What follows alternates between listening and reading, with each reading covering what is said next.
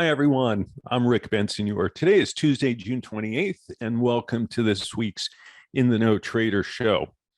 What do we have on tap? Well, in our trader education portion, we'll briefly talk about whom do you want to align your positioning with. In our sector macro overview, we'll take a look this week at semiconductors. So we'll take a look at the SMH ETF, which is probably the most predominantly traded ETF for semiconductors. We'll look at it relative to the XLK, the technology sector, and we'll look at semis versus the S&P itself. And then we'll go through as many of these top names in the semiconductor holding. These are the top holdings in the SMH, starting with Taiwan Semi. And we'll go through as many of the individual charts as we can. As far as products that I have, go to intheknowtrader.com to sign up for my weekly ETF Tactical Trader Report or the monthly 7-Eleven Spider Sector ETF Report. And of course, that latter report, which comes out once a month and will be very shortly out with a new one in a couple of days as the month of June ends. Here, what we do is allocate to the using the Spider macro sector ETFs like XLK, XLE, XLF for financials. And so we put no more than 7 of the 11 Spider sector ETFs on in any given month with the goal of outperforming the S&P by avoiding the non-performers. And so far, this is through May 31st, this is how we're doing. So year to date, we're up by 334 basis points over the S&P. And that's not even halfway through the year. We're outperforming in our fiscal year by 437 basis points. Our fiscal year starts every August 1st. And since we started this 22 months ago, almost 23 months now, in August 1st of 2020, we are outperforming by 698 basis points, which is just a huge amount in the money management industry. As I've said to you before, if this was an actively traded fund, this would put us in the top 10% of all people who manage money. And so for those of you who have money in spiders, for those of you who are financial advisors who put clients into passive investments like spiders, you would really want to consider subscribing to the 7-Eleven report if you'd like to do and make more than the spiders. The other thing I was going to tell you is that I am starting my own In the Know Trader YouTube channel very shortly. And please now go ahead and sign up. We've already put one video up there. Go to this link, https://bit.ly/3ZUJZTO. And that is the link to the site. And I will very shortly be doing these webinars on my own YouTube channel. So please go and sign up now for that. The more people who sign up, the better chance it'll be that I will continue doing these shows. All right, let's take a look at how the market's doing year to date by looking at the S&P sectors. And I switched this from month to date to year to date because we're just about done with half of 2022. And so we get a sense here. If I were to draw a horizontal line, the S&P's return, the spider's return is on the far left. So if I were to draw a straight line across here, you'd see that 4 sectors very closely have matched what the S&P has done this year. Industrials, materials, financials, and real estate all are very close to the same return of the S&P. The outliers are consumer discretionary, communication services, technology. These are underperformers. And of course, the outperformers are the 4 in here, with energy being the only name that's up this year. And despite the fact that it has gotten clobbered recently, it's still up 35% with a down 17% S&P. So spectacular sector to be in. We have been overweight energy the entire year in the No Trader. In fact, for much of the year, we've been in staples. Last December 1st, I went into healthcare for the first time since the 7-Eleven report started. So that was a phenomenal new move to get into. We are long utilities also. So we have a couple other sectors in here, but part of the reason we've done so well and outperformed is because we have properly played energy and got defensive enough to get into some of these defensive sectors earlier this year to avoid getting, the big losses. So that's, this is kind of what the picture looks like as we go into the second half of the year. All right, let's talk just briefly about whom do you want to align with your positioning. And I say this as a very important topic because I want you to think of your answers to the following questions. If we were in a seminar together, let's say I was putting a presentation, I'm standing in front of the room, and I'd ask participants to raise their hand if they use, let's say, the RSI indicator. I would assume that your hand would go up as well as would most of the participants.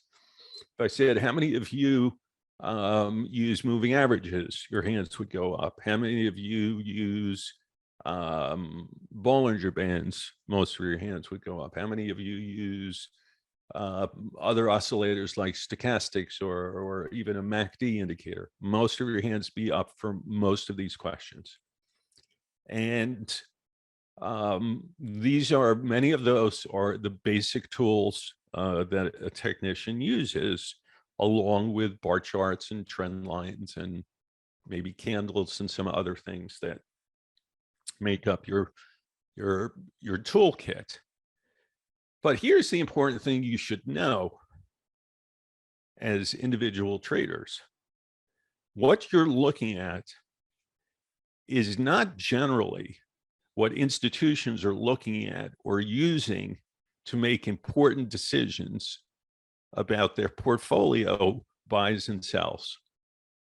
And I think this is very important because what you've been taught in the technical analysis arena is all fine and good, except the biggest flows from the biggest firms who have the biggest impact on the markets aren't generally using those tools to make their decisions. And therefore, you're most likely more aligned with what individual traders are doing as compared to what institutions are doing. And I think that you'd want to align yourselves as best you could with what institutions are doing, because they're the ones who really drive the market directionally. Now, you could say that if you were trying to take advantage of the meme names and you were trying to squeeze the institutions that were short last year, you might have had a quick bout of success collectively as individual investors trying to take on institutions. But in general, you want to be aligned with what institutions are doing, especially if it's the long side of the market and institutions are buying. You don't want to be selling. You want to be generally going with where the big money is going. And the reason I bring this up is the tools that you're using generally don't do that because the institutions aren't doing that. And it is why I have spent virtually my entire time with you doing these webinars for 3.5 years, these In the Know Trader shows each week, is because I'm trying to teach you to get aligned with institutions by using and showing you models that they use as compared to, oh, RSI is oversold, I guess we should buy. It doesn't work that way in the institutional community. Stochastics are overbought, let's sell. No, generally in an upward trending market, when you get overbought, you often are at the beginning of a whole nother leg higher. So as I start my own YouTube channel and have hopefully most of you, if not all of you, start following me on my channel, I will continue to show you as best I can with over 40 years experience in the industry with some of the most prestigious jobs and firms on Wall Street, which is my background, why you want to be aligned with what institutions are doing. So when I show you the models that I typically do as we go through, and we'll go through, our charts and other things that we have today, it's because this is what institutions look at, and this is what helps them make their flows in and out of the markets at the time and places they choose to, not most of the general technical indicators that people look at. So I hope you can appreciate the fact that what I'm trying to do is get you to align with what institutions do as compared to individual investors. And that's why I use the models I do. And I've myself have taught so much of the institutional community these models. These are the more important models as compared to the basic things that most technicians that you might hear or follow use. It's all good and it's all fine, except that it's not what institutions use. So put that into your formula of how you want to look at the markets going forward. All right, let's take a look at semiconductors this week. So we'll start by looking at SMH against technology and SMH against the spiders. So we're going to flip to our charts, and we're going to start with the SMH bar chart, or in this case, candle chart. And notice that we've been selling off in a straight channel this year. We have yet to retest the top of the channel. We got close a month ago, didn't quite get there. We came down, touched the bottom again, and are in the midst of some type of rally. Most importantly to look at is the fact that on the lows, this is very similar to the S&P weekly chart. When we made the low, the lagging line was right here against the bottom of its cloud. In fact, it just dipped a touch beneath intra-week, but has stayed above. And this is what's provided some of the bounce of the market, not just in semis, but in the S&P itself, is the fact that the cloud's lagging line held the bottom of the cloud. And obviously, with the dramatic 350 point or more rally that we've seen, not 350, I'm sorry, 250 right now, and probably close to 300 on the peak. That's a pretty big move in the S&P off of the lows, and it's because of this model and what it showed in the S&P on the bottom is why we've gotten the bounce we have. And again, why I've spent time with you showing you cloud charts, trying to have you understand them and incorporate them, is because this is something that institutions care about, far more so than, let's say, if I put up an RSI chart, which doesn't help all that much. So semis are bound. They bounce where they need to. First resistance is going to be up near 225, where the conversion line is. If you can get above, what's this level in here? Looks like about 226 or so.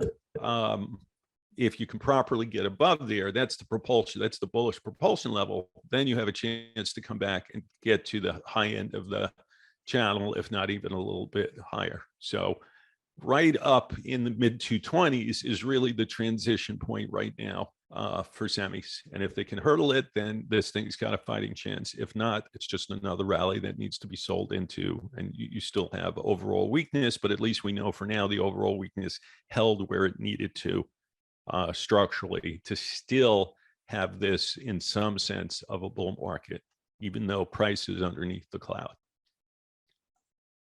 Let's take a look at SMH against XLK to see in relative performance to its own group. You can see that here, if we go all the way back to, let's just take a look here. So these highs back in 2017 pretty much caught the bottom in 2021. We dipped beneath it, came right back strong. And so right now, look, we're kind of in a trading range of this. Oops, that's the wrong line. Hold on a sec. We're in a trading range from double top here, almost triple top, into double to triple top bottom. It's hanging in here. Next move down probably gets you to where it broke out from back in the middle of 2020. So you could still have some further to go. Bounced on a 9, but you have an incomplete 13 here. So tough call, other than it's still the sell on rally type candidate. That's again versus the XLK. So that's just semis versus technology. Let's take a look at semis versus the S&P before we get into the individual names.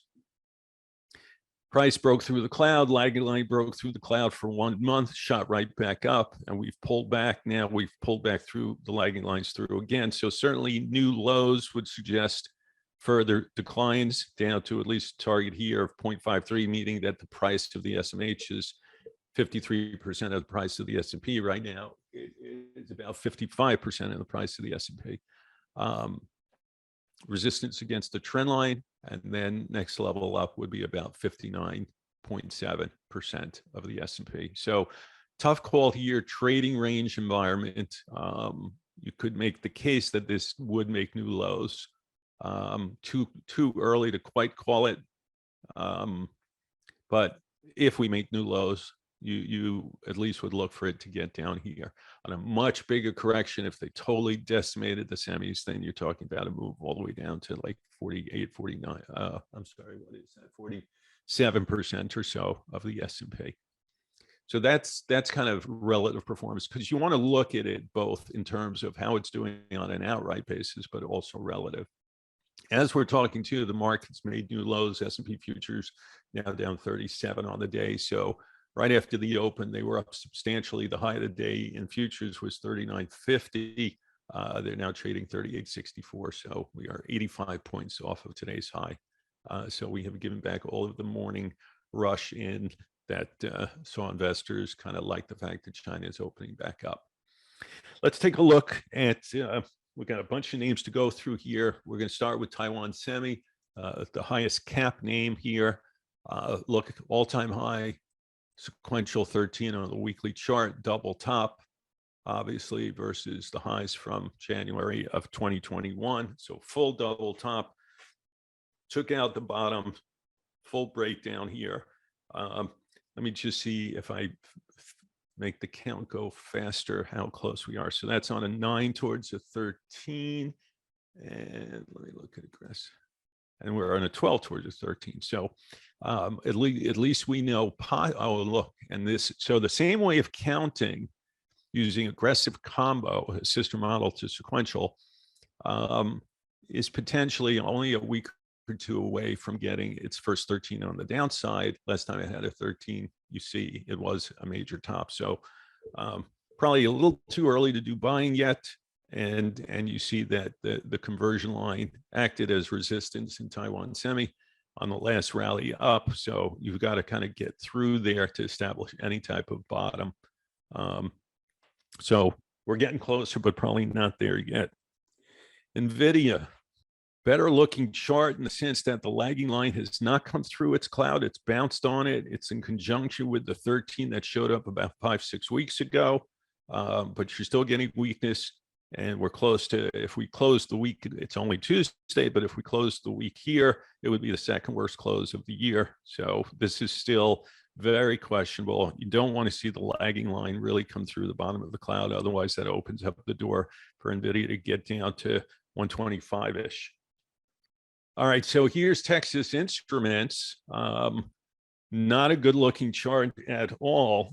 And notice too, that this is kind of where we broke down from, right? In the low 160s, that should put a heavy wall of resistance above us going forward. You're in no man's land here. Next support down at 138 and change. This is sell and rally candidate here. Anything north of 160, I'd be a seller here, and you'll be joined, or should be joined, with lots of other people. So not a good looking name at all. Let's take a look at Intel. Intel, far worse. I actually have to bring in a lot more data because of how bad this is. Let's just call it anywhere from 42.5 to 45 is where this broke down from. It did get a 13 signal. It had a quick bounce from it, but and then recently we've kind of tested near the stop out level. I mean, this could be, you know, if you love the name, it's a trading bounce, but I wouldn't expect this to easily get through the low 40s for quite some time to go ahead of now. So it's not a great name at all. And support now down near 35 or so. ASML, not a good picture. Clouds broken through price, lagging lines broken through price. You've got nothing count-wise to suggest downside exhaustion. Let me put propulsion in here and just see if that gives us any levels to look at. Well, there are a few down in there, but structurally, this could easily break under 375. I mean, this has potentially plenty of room to go on the downside. Let me look at, I don't see really one real breakdown point, but I put it somewhere in this neighborhood here of some lows and some highs. So, you know, let's call it resistance at kind of 580-ish. These are big numbers, you know, these are $100 moves in between, but nothing really good here that I can tell you right now looking at that chart. Broadcom, AVGO,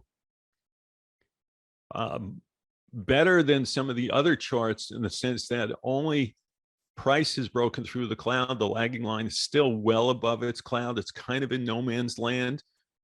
Going forward, should have pretty stiff resistance near 550. And support at this point, if we take out the lows, I might very well expect this to trade down enough to come to the top of the cloud at 466-ish. So you're in no man's land right here. And I would be a seller on rallies. Qualcomm just broke its cloud, and the lagging line broke its cloud, and it's being topped by the conversion line here. You can see multiple highs this year failed against the conversion line. There may be some resistance here as the lagging line comes and touches back against the bottom of its cloud. If we take out 115-ish, then you're talking about 104 and change as the next target. So still a heavy name going forward. If this ever recouped and turns around, anything in the mid 150s is your exit. And then, you know, I'd probably say goodbye to the name. AMD. So cloud, like many cloud, we're through the cloud, prices through the cloud, lagging lines still holding on. You see there's a TDST line here that's acting as support for the last few weeks. If that gives way, then it opens the door for a move all the way down to maybe 60-ish. And of course, at that point, your lagging line is through the cloud. The only thing it possibly has as a saving grace is that we're on 11 towards a 13. So in a few weeks, you might get a bounce, but all depends on how that comes versus what the lagging line does to its cloud. You know, tough name. You got to get above 102 and stay above 102 to give any sense that this is turned around. But even if you do, it's going to have resistance from 115 to 125. So a lot of these end up being in trading ranges, and probably going forward in time, you need to trade the trading ranges. Okay, that's my timer saying we have time for one last name. So we will do, let me just look at the remaining names and see what's my guess is the most popular that people are probably in, and I'm going to pick Micron. So here's the chart of Micron, right? It's broken its cloud, lagging line, tried all these closes in here. We're trying to hold on. Once it broke a month ago, boom, it's gone. It's gone to the stop out level from this 13 all the way back in August of last year. It's holding there. As long as it's hold there, it's okay. We get a couple of Friday closes beneath 56 and what is that, 55.58. Then it opens the door for a move to 44. Resistance first at 64.5, and then about 70, 71. That is it, folks. Hope you enjoyed this week's show. Again, please go sign up for my new YouTube channel. I'm Rick Bensignor, and this has been In the Know Trader. Hey, Grayson Rose here with StockCharts. Thank you so much for watching. I hope you enjoyed that video. If you did, consider giving it a like down below, maybe leave us a comment, and if you're new to the channel, you can subscribe at the link up above. We're gonna bring you daily content from an incredible collection of technical analysts and financial experts.